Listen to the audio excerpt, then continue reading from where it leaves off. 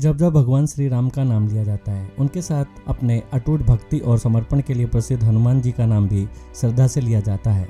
हनुमान जी जो स्वयं भगवान शिव के अवतार माने जाते हैं, ऐसे महाबली और चिरंजीवी देवता हैं जिन्हें हराना किसी भी देव या असुर के वश की बात नहीं थी। उन्हें भगवान ब्रह्मा, विष्णु, शिव, यमराज सहित अनेक देवताओं से शक्तिशाली वरदान प्राप्त थे, जिससे उनकी शक्ति असंख्य गुना बढ़ चुकी थी। त्रेता युग में उन्होंने प्रभु श्री राम की सेवा की और द्वापर युग में भगवान श्री कृष्ण के साथ भी उनका संबंध बना रहा। महाभारत में कई प्रसंगों में हनुमान जी का उल्लेख मिलता है।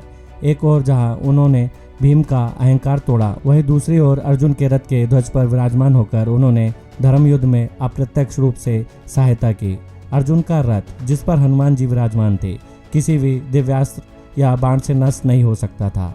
यह हनुमान जी की उपस्थिति का प्रभाव था। कहा जाता है हनुमान जी का द्वापर युग में होना केवल शारीरिक उपस्थिति भर नहीं था, बल्कि वह अपने रूपांतरण और शक्ति के माध्यम से पांडवों के साथ सदैव अप्रत्यक्ष रूप से उपस्थित रहे। और आखिर हो भी क्यों नहीं, क्योंकि भगवान श्री कृष्ण भी तो वही प्रभु श्री राम हैं, जिनकी भक्ति में हनुमान जी लीन रहते हैं। यही कारण था कि जब द्वारका में श्री कृष्ण ने सत्यभामा, गरुड़ और बलराम जी के अहंकार को तोड़ने के लिए हनुमान जी को आमंत्रित किया, तो उन्होंने आने में क्षण भी नहीं लगाया। महाभारत के अंत में जब धर्म ने अधर्म पर विजय पाई और धरती पर अधर्मियों का नाश हो गया, तब भगवान श्री कृष्ण ने अपना कार्य पूर्ण मानते हुए इस पृथ्वी से प्रस्थान का निर्णय लिया। महाभारत समाप्त होने के 36 वर्ष बाद उन्होंने अपना देह त्याग दिया। लेकिन उनके इस अंत के पीछे भी त्रेता युग की एक कथा जुड़ी है। जब बाली की पत्नी ने उन्हें श्राप दिया था कि वह कृष्ण के रूप में शिकारी के हाथों मारे जाएंगे, वही बाली एक शिकारी बनकर श्री कृष्ण के चरणों में बाण चलाता है और यह लीला भी पूर्ण होती है। अब प्रश्न उठता है, जब हनुमान जी को यह सब ज्ञात था तो वह श्री कृष्ण को रोकने क्यों नहीं आए? क्या उन्होंने इस पृथ्वी छोड़ते समय श्री कृष्ण से अंतिम भेंट की? इसका उत्तर यही है कि नहीं, हनुमान जी नहीं आए। वे भली भांति जानते थे कि श्री राम और श्री कृष्ण कोई दो अलग रूप नहीं, बल्कि एक ही परमात्मा के अवतार हैं। हनुमान जी की भक्ति ऐसी थी जो सांसारिक भावनाओं और मोह माया से परे थी।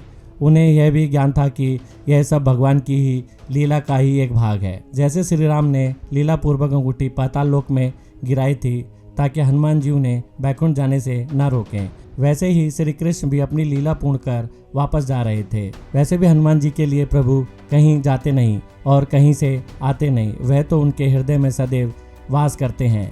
इसलिए जब श्री कृष्ण इस संसार से विदा ले रहे थे, तब ना हनुमान जी ने उन्हें रोकने का प्रयास किया और ना ही वे शोक में डूबे, क्योंकि उनके लिए उनके आराध्य कभी दूर नहीं होते। कहा जाता है कि हनुमान जी और भगवान श्री कृष्ण का मिलन किसी भौतिक शरीर से नहीं, बल्कि आत्मिक तरंगों से होता है। वह सदैव अंतर्मन से जुड़े रहते हैं। यही कारण है कि हनुमान जी प्रभु श्री राम के ध्यान में लीन रहते हुए भी श्री कृष्ण के अंत समय में उनके साथ अंतमन में उपस्थित थे।